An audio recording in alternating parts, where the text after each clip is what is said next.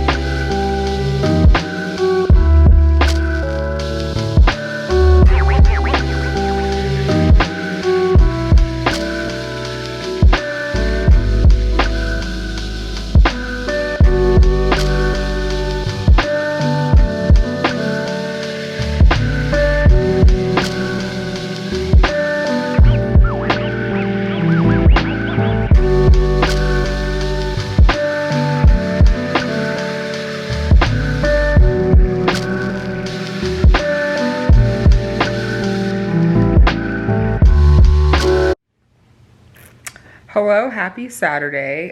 Here with an update for I Found You by Lisa Jewell. That's what I ended up starting first. I think I told you about it in the last clip, but it's a story about, well, it's three stories kind of woven together, I assume. I assume they're going to be connected, but basically it's about this beach town in Britain called Riding House Bay, and we're following a single mom with like 3 kids who finds this random man on the beach who can't remember anything about his life, and she's trying to help him. While also simultaneously, there's another woman in London, it's like a train ride away, whose husband never came home. He's a missing person. She's a recent immigrant to London, doesn't know really any of his friends or family, and is trying to figure out like what the hell's going on with my husband. And then the third storyline, and which one seems to be the most important so far, is actually a flashback to 1993, I want to say. Maybe 98. But somewhere in there. It's definitely the 90s.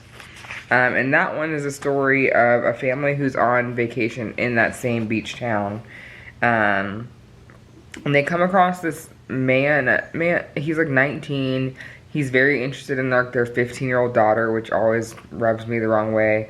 Her brother does not like him very much. And honestly, like, his intuition, I think, is correct. So we'll see what happens there. Right now, the brother and sister are at that man's house for a party right now. After some already questionably not hair-raising, but yeah, some hair-raising moments have come up. And they decided they weren't going to be around him for the last few days of their vacation anymore. But now they're at a party at his house, and I don't know. It seems kind of dumb to me. And I feel like something bad's about to happen. I'm like halfway through. And the reason I say that the storyline from the 90s seems to be the most important is I feel like it's dominated most of the chapters so far.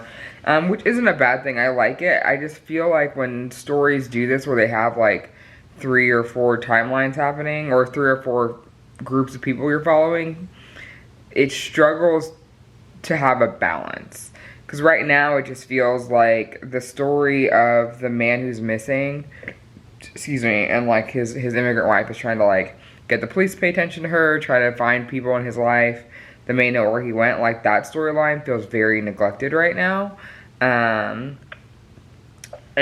I have a feeling it's going to switch gears, because that tends to happen a lot in thrillers where the neglected story becomes the primary one in the end. But we'll see. I'm 177 pages in right now, and this book is roughly 320, 330 pages, so I'm definitely going to be able to finish it. Likely this afternoon, actually, if I stop watching TV and start reading again. Earlier I've been watching just sports, and I had it on mute, and then I had the audiobook kind of going, so that way I could kind of do both. So I might do that, just so I can keep going, because I am interested in the story.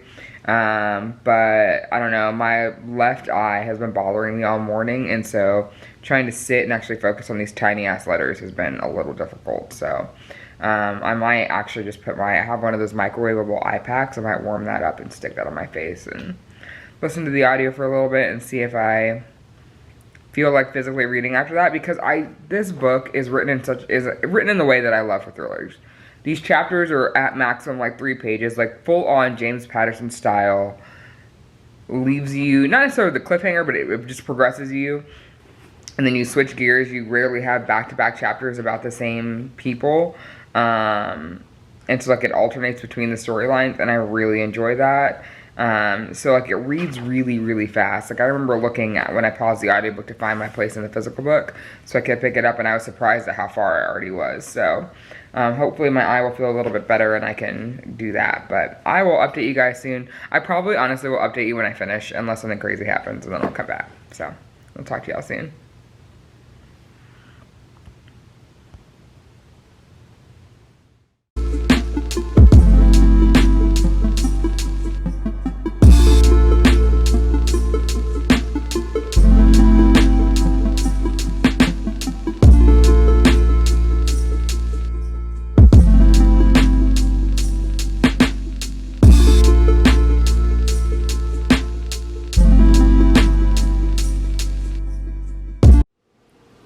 Hello, it is Saturday evening and I have finished I Found You by Lisa Jewell. This was a ride. I guessed the reveals, I don't know, maybe halfway through. Like I had an idea, but it didn't actually ruin the book for me, which is great. I really struggle with that. Like sometimes I can be so deep in a thriller that I can just go along for the ride and not try to guess what's gonna happen. With this one, I think I found myself not really getting bored, but just trying to like put the puzzle pieces together. I want to put in some content warnings for this book for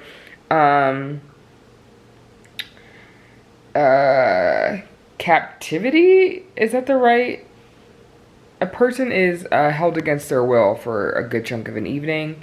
I guess two people actually are held against their will in two different, it happens several times. But the first time, there is there's three people in the room, and there's descriptions of assault happening. Like one of the guys is assaulting a person and telling the other person what he's doing to them. And it was just it was a lot. It was a lot. Fortunately, it was short-lived, but I wanted to put that on here because I've seen a lot of reviews for this book and have not seen a lot of content warnings for that. And I just feel like if you are the type of person who, you know, can pick up a Karen Slaughter and not really be bothered by the stuff that's going to happen, like this isn't going to bother you. Like it's not on like that level of intensity, but I just wanted to put that out there just because I feel like Lisa Jewell is a pretty like household thriller name, and people will just pick up her books without even, you know, looking at a synopsis or whatever, just because they're like, oh, it's Lisa Jewell, it's going to be good. But I just wanted to put that out there that does happen. And there's some other things that just go along with, there's definitely some mental health disorders, potential, like the one guy they think is a sociopath maybe, and he's got some wild ass behavior. There's definitely some grooming of a teenager, things like that. I'm trying to think if there's anything else. There's just a lot of trauma in this book, even from some of the supporting characters, and just like them talking about like their past experiences. They don't even have to do with the main story, but just lots of trauma, lots and lots of trauma. So I would recommend if you don't have an account, go hop on the story graph. I'm pretty sure you can see it even without having an account, and it's free. If you search for a book on there, if you scroll down past like the initial like synopsis part, there is a section that tells you for content warnings, and you can see the listings there, so you can see if there's anything that may be concerning for you.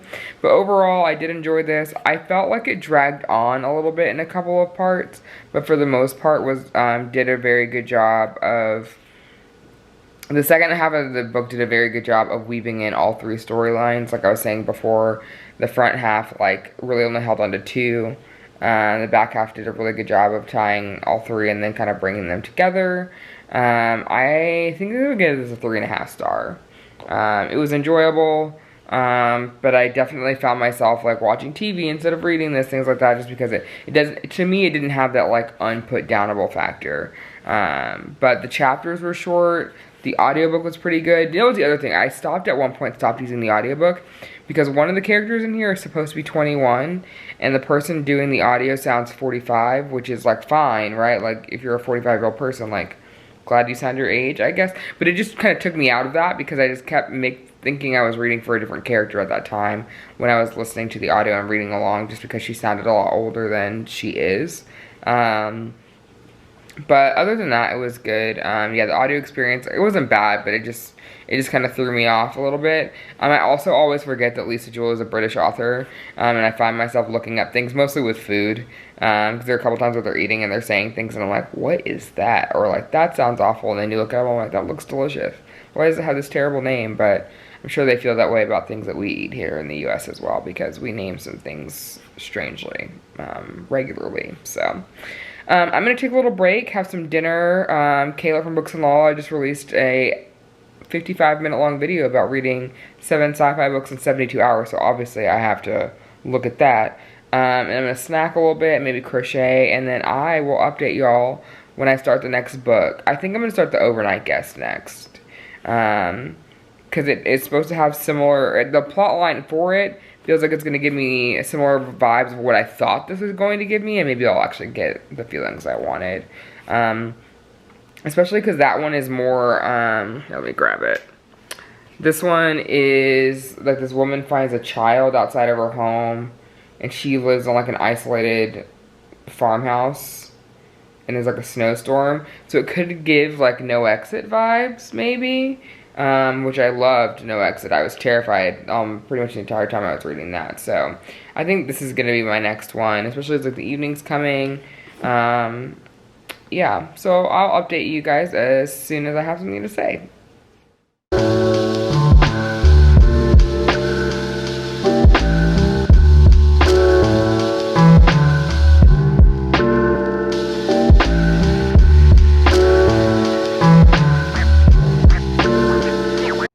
Hello, happy Sunday. Welcome back to the vlog. I'm devouring The Overnight Guest. This book is so good. I have not been able to stop reading. I don't even know when I started this morning. All I know is that I'm going to finish this.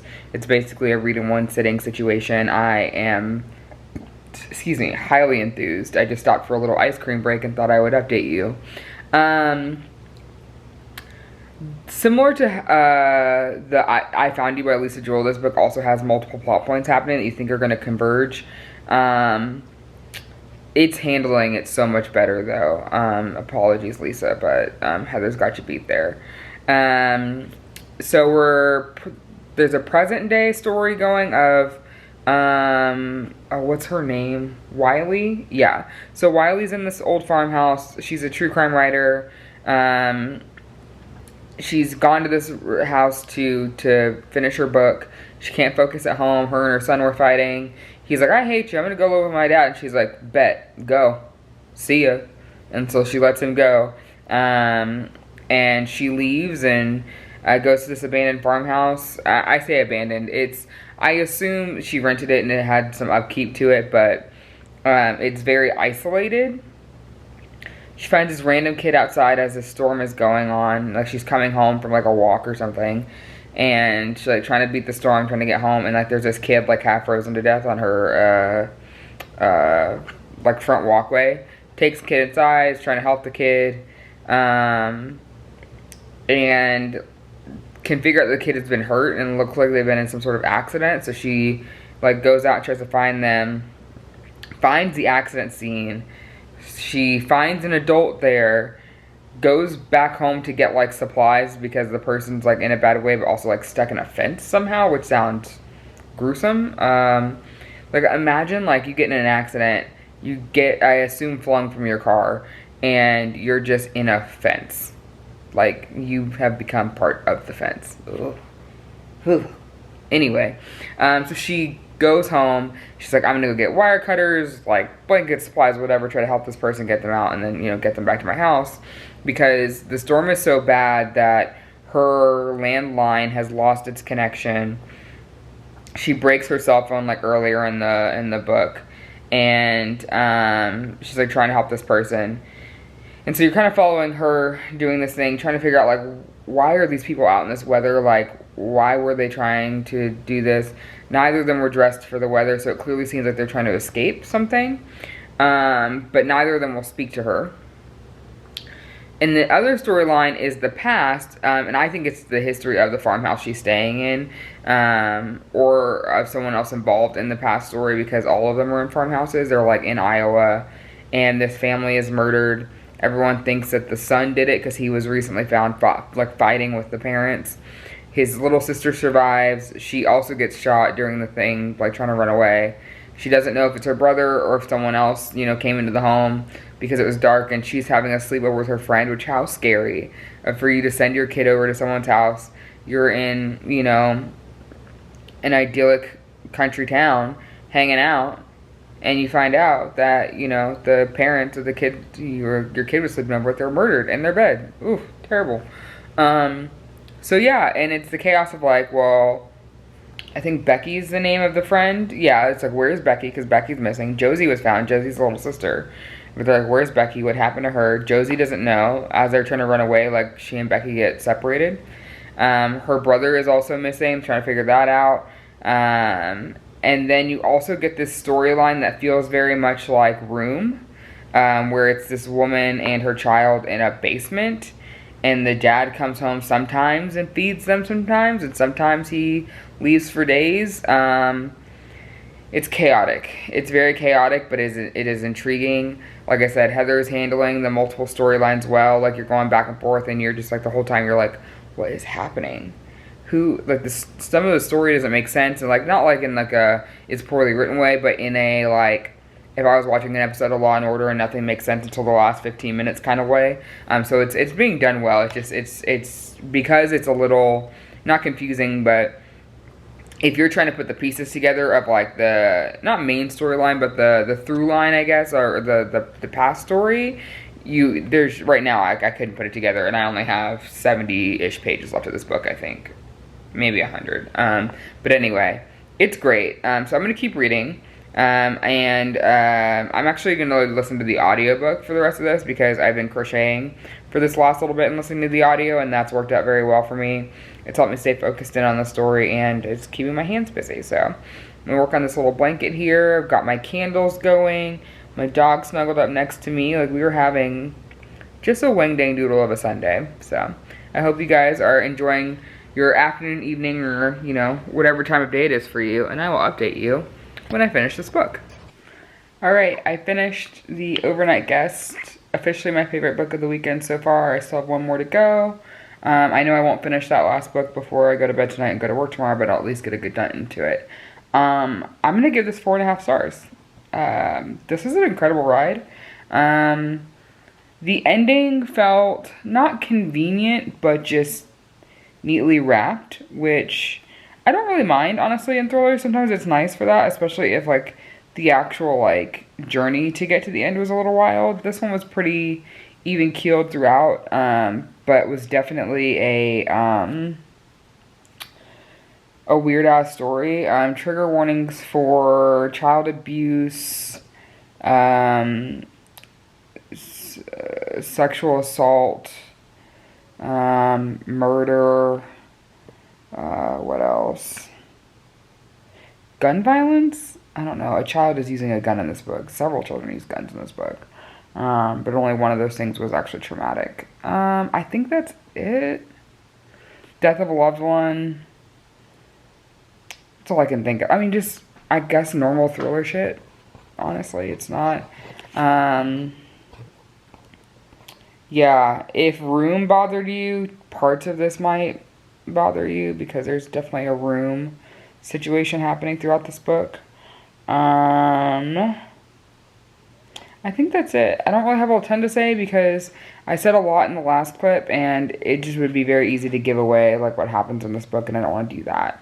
I will say that bits of it are guessable and or predictable, but I think that it kind of felt like the author knew that, and chose to handle some other scenes in a different way, so that way it felt like you still had something to look forward to. But yeah, I really enjoyed that. So the next thing I'm going to start is Blood Will Tell by Heather Chavez. Let's see if I can grab it from down here. This is next up. I also have the audio available for this. I just got an alert from Target that my pickup order is ready, and most of my pickup is groceries. So I'm going to go run and do that real quick and start the audio. This is the one that's about sisters. Like, one's really protective over the other. Yeah, Frankie's really protective over Izzy. And it's apparently Frankie gets called to a car accident, and Izzy's like drunk and disoriented and can't remember what's happening. And then there's an Amber Alert or something. I don't know. It sounds chaotic, but like a good time. So I'm going to start that, and we'll have an update for you. I'll probably put you in my kitchen cabinets while I make dinner so I can tell you what's going on. So I'll talk to you guys soon. Hello, happy Thursday. Ignore the pile of shit behind me. I've got crochet projects stacking up everywhere. It's kind of a problem, honestly. I'm gone, apparently. There we go.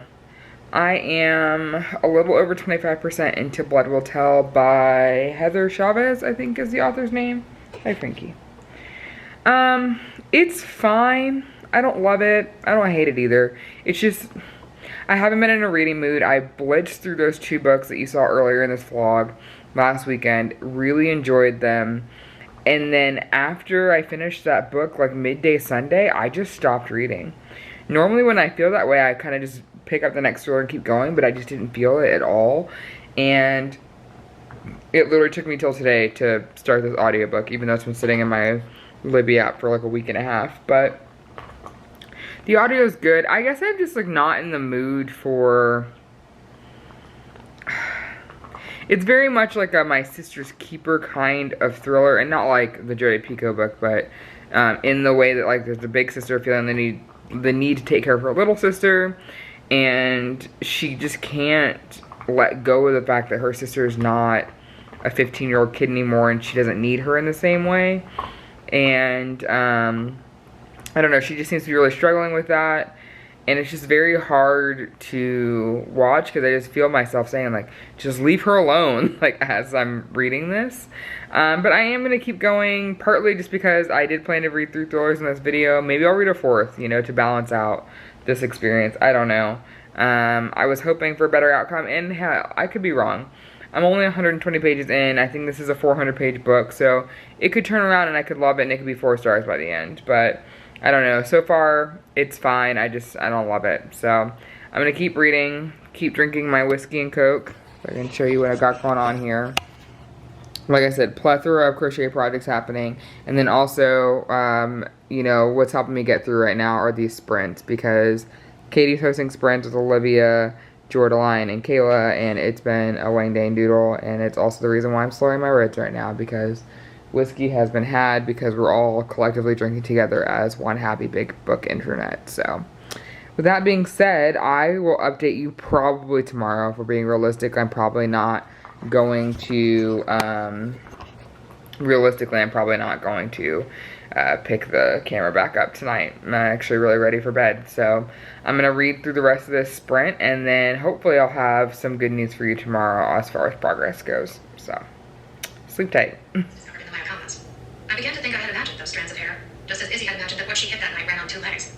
But Izzy had needed her penance. She had been volunteering at a grief camp, not far from Mount Tamalpais in Marin County for 4 summers, though I had found out about it only the year before. She let it slip at a family dinner. Her expression when she mentioned... Hey, hello. I'm back. It's Friday. I'm off of work, doing some reading sprints, eating some dinner, and I needed to tell you about Blood Will Tell. I finished it today. It was kind of a, not slow day at work, but one of those days where like, I didn't really have to like think too much about the tasks I was doing. They were just things I do all the time. So I popped in my AirPods and listened to the audio for most of the afternoon. It was entertaining enough because I was at work, but like if I was sitting at home, I probably would have DNF'd this, if I'm being honest. I gave it 3 stars. It just does some tropes that I just personally don't like. I never do spoiler sections. I'm gonna do a spoiler section. Here's what I'll say before I get there, so that for people who are maybe deciding whether or not they want to read this, but they don't, you know, obviously want to get spoiled yet. As a general thriller, it's fine. It has, you know, 2 sisters. One thinks she's I don't want to say she's a do-gooder, but she kind of is. And her other sister is the problem child, and she feels like she's always cleaning up after her messes. And this book is basically another one of her sister's messes. But her sister's also an adult now. Like, they're not kids anymore. She doesn't have to take care of her in the same way anymore. And it's kind of that struggle, and then her learning that she doesn't really know everything about her sister's life and the way she thinks she does, while also trying to figure out what happens to this girl that gets abducted and the car that's reported to the police, or truck, fits the description of our main character, Frankie. It fits the description of her truck, and she's like, well, I was at home asleep all night. It's me and my kid in the house, like, WTF. And then she realizes her sister took her truck. That's not a spoiler, that's like literally the synopsis of the book. And you're kind of following them along, and it's fine. It just felt like there wasn't any growth in their relationship until the very end. And I don't expect one of those, like, big conflict on one page, perfectly summed up in the next, but her sister just kept proving to her, I felt like, that she wasn't the screw up that she thought she was. And even though she's struggling with some things, she's still very much like, I'm an adult, I can make my own decisions, like, you don't have to check out on me. Like, she keeps saying it to her, but Frankie doesn't believe her for whatever reason, and it's just kind of frustrating. And it just felt very repetitive in that way. Like, it just felt like every chapter was that. And they also, I don't know if they think their parents are stupid or what, but like, her parents kept watching her kid, and her dad would be like, I don't know what's going on with my daughters, but I can always tell when something's going on with my daughters. And she's like, how can he tell? And I'm like, bitch, you're being very obvious. Very obvious. I need to look this up. I wonder if this is a debut. It felt like a debut, which is part of the reason why I wanted to finish it, and also because the publisher gifted it to me. So thank you, William Morrow, for gifting this copy to me. I wish I had enjoyed it more, but I mean, it's thrillers, right? Thrillers are hit or miss, and that's all you can kind of do. So I will say, if you're newer to the genre, you may enjoy this. If you haven't read a lot of thrillers, you may enjoy this. It's definitely not as high stakes. So if you're a person who, or maybe people like cozy mysteries, but you're wanting to branch out into adult thrillers that have just a little bit more grit to them, this would be a good fit. But if you're the kind of person like me, where you've been reading thrillers since Gone Girl, since Girl on the Trains, you know, kind of that, I don't know, 2011-ish time, and you've just kind of seen it all at this point, I don't know that you're gonna, you know, vibe with this as much. Maybe you will. Maybe some of the tropes in here are your favorite tropes. I don't know. Yeah, a lot of sibling relationships. There's a really weird sibling relationship in here as well. Not the immediate sisters, but some side characters. A lot of drugs and alcohol abuse is in here too, and it just felt very kind of underdeveloped in some areas. Like, there are points where our main character Frankie is getting into stuff that you're just like, girl, just call the police. Like, you have a child at home, please, like, just call the police. And obviously she doesn't. But there are moments where she, like, comes across, like, men. She's kind of, the author kind of does that whole, like, our main character is small, this man's so big, he could hurt her immediately kind of thing. And you need to smile, you need to be sweet, you need to, you know, do whatever. Hello. You know, and that kind of concept. And, you know, that's fine. But the way she did it initially was great, because she would do it almost as like you were in the character's head. Like, she'd be going in the situation, and she's like, you know, she'd tell herself, like, okay, like, don't press your luck, like, you are alone in this space. Because as a woman, it is something you think about. And I'm not saying that it's wrong. It's just that it transitioned from being these minimally placed moments of that in ways that made sense, didn't feel forced, like it felt very well written, to it being very overt and underdeveloped later. And there'd be times where she would kind of, not go on a diatribe, but it felt like she was going in that direction, and then she'd go, oh, I'm gonna kind of pull back the reins. So, like, that was a little like annoying. So we're gonna get into the spoiler section now, because I have some things to talk about. So if you don't want to be spoiled, click away now. This is the end of the video. Love you so much for making it this far. Leave a knife in the comments if you made it to this point. Okay, spoilers. So Frankie, ma'am. Frankie in the book didn't like her, couldn't stand her. And that's okay. Characters can be unlikable, but as I was saying earlier, it's like she couldn't bring trust into her relationship with her sister, and she just automatically assumed that, like, everything she did was wrong and that she was terrible and whatever. And she's done some shitty things, but she didn't really know the whole story in the way she thought she did. And again, I say they're adults. I mean, she's even a mom, so you would think that there would just be some depth there, I guess, emotionally, and it just wasn't there. I really struggled with the other sibling relationship. So you have Izzy and Frankie are sisters, And then Izzy's friend group, a girl that dies 5 years earlier in the story, her name is Rachel. She has a brother named Tobin and a sister named Melina. Melina goes missing present day. Their relationship with that family was weird, but the family's relationship was weird. So Melina was significantly younger, was a child from a second marriage, and Tobin's the villain throughout the story, and he had this weird obsession with his sister Rachel, like clearly wanted to have sex with her. And I'm not saying that you can't write thrillers about that kind of concept. I just wish I had known. And I understand how it would have been a spoiler, because it definitely was, but that really took me out of the story. I don't know, it just really grossed me out. And then he also, one of the side characters, I think it's Izzy's boyfriend, yeah.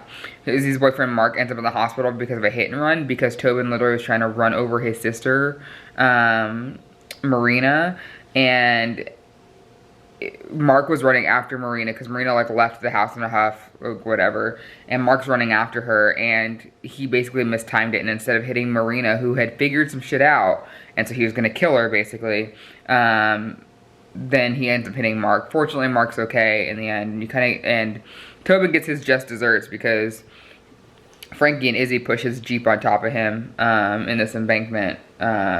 It was like this whole thing, but I don't know, the weird, like, I'm in love with my sister and she thinks it's weird that I'm in love with her, so I'm stabbing her to death thing was just, it just was not it. It did not work for me, did not love it.